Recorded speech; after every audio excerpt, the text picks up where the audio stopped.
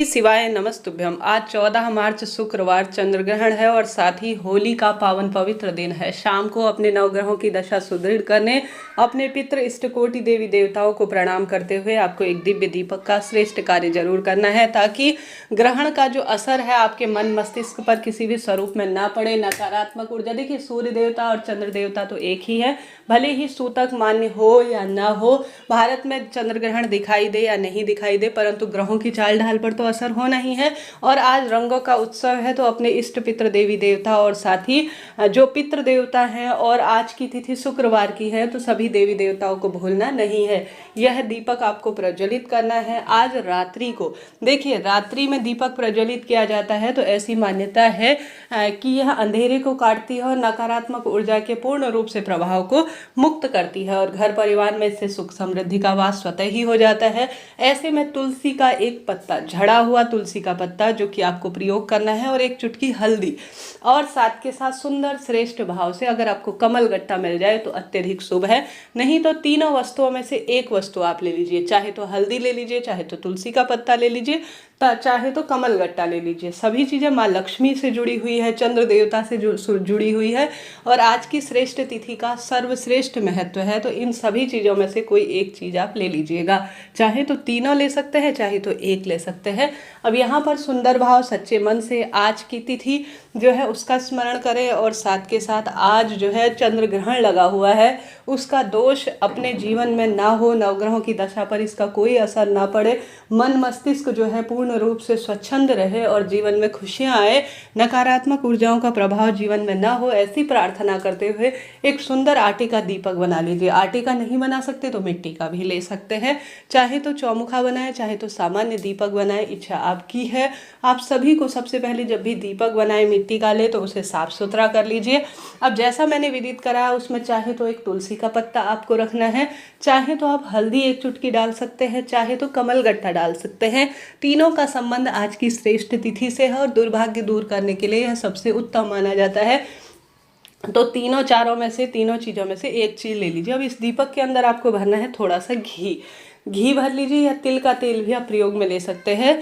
आप सभी सरसों का तेल इसमें प्रयोग नहीं करेंगे। चौमुखा दीपक लगाते हैं तो यह चौहों दिशाओं से ऊर्जा भरने वाला परिवार में होता है, सकारात्मकता परिवार में भरता है और रोग दोष कष्ट का निदान करता है। तो आप सभी को सुंदर भाव सच्चे मन से इस दीपक को प्रज्वलित कर लेना है। उसके बाद आज शुक्रेश्वर महादेव या महालक्ष्मी का ध्यान करें, अवधूतेश्वर महादेव का स्मरण करें, चंद्रेश्वर महादेव का ध्यान करें, क्योंकि आज चंद्र ग्रहण का जो समय है वह है। ऐसी स्थिति में आज के दिन यह श्रेष्ठ दीपक परिवार में नकारात्मक ऊर्जा का नाश कर सकारात्मकता भरेगा।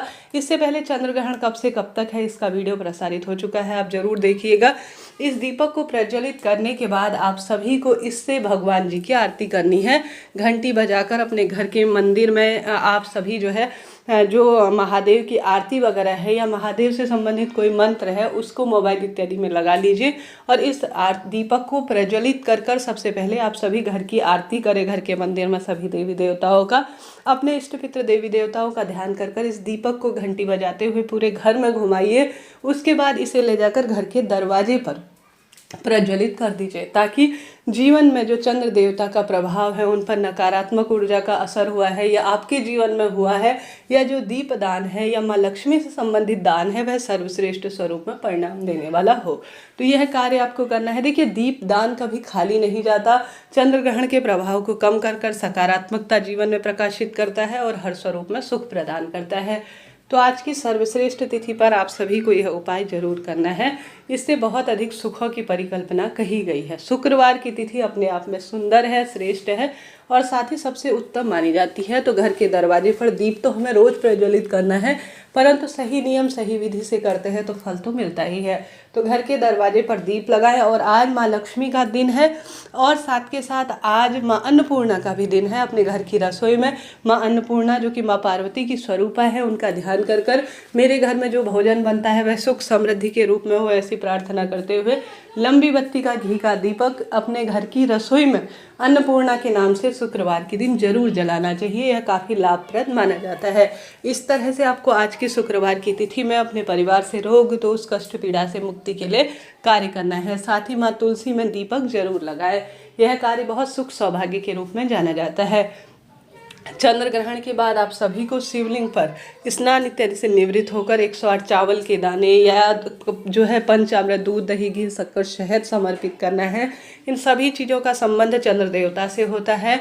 एक समय का भोजन जिसमें आटा, दाल, चावल, कुछ रुपए इत्यादि रखकर आपको अपने कुंडली में चंद्रमा की स्थिति मजबूत करने के लिए यह चीज़ें पंडित ब्राह्मण जी को दान में देना चाहिए। ऐसी मान्यता है। चंद्र देवता के निमित्त जो भी एक समय का भोजन आज के दिन दान कर देता है उसका सौभाग्य जगता है, दुर्भाग्य कम होता है। और कहीं ना कहीं आज पितरों के निमित्त भी हमारे तरफ तो जो है हमारे परिवार में होली की चीज़ें जो है होली के दिन पितरों की पूजा कर कर उनके निमित्त दान पुण्य भी किया जाता है। तो आप सभी को ज़्यादा से ज़्यादा आज दीप दान करना है और अन्न का दान अपनी इच्छा शक्ति सामर्थ्य अनुसार किसी मंदिर में जरूर कर आए। इस तरह से आप सभी को आज सुंदर स्वरूप में, सुंदर अवस्था में यह दीपदान करना है। लाभ तो आपको मिलना ही है।